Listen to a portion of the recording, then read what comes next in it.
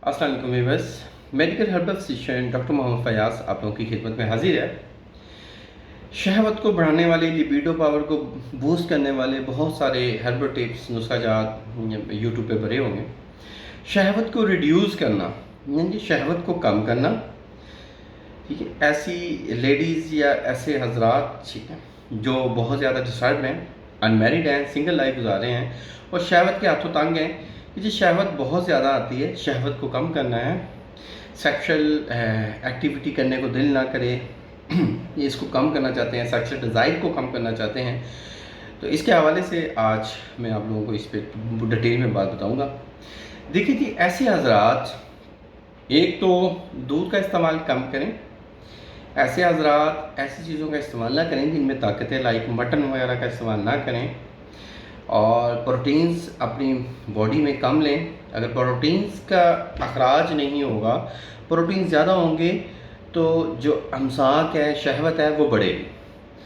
करना क्या जी, आप ऐसी चीज़ों का इस्तेमाल करें, ऐसी चीज़ों का इस्तेमाल करें जो जिस्म में एसिडिटी लेके आएँ, लाइक जिनका पीएच लेवल ज़्यादा हो।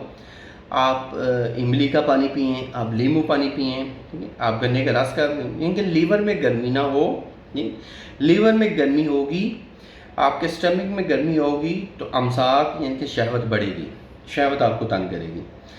अब बात यह है जी हम इन चीज़ों का इस्तेमाल किस हद तक कर सकते हैं।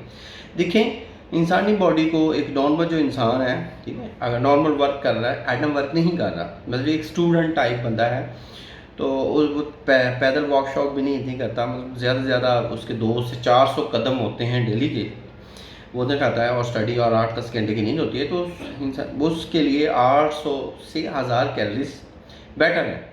तो 800 से 1000 कैलोरीज आप डेली लें। वो आप अंडे से भी ले सकते हैं, वो चिकन के एक पीस से भी ले सकते हैं, आप 1 से 2 रोटियां भी खा सकते हैं। जब बॉडी में एक्स्ट्रा कैलोरीज होंगी, वो बात नहीं होंगी तो शहवत तंग करेगी। एक्स्ट्रा कैलोरीज कभी ना लें, एक्स्ट्रा कैलोरीज लेंगी तो मोटापा भी आएगा और शहवत भी बढ़ेगी।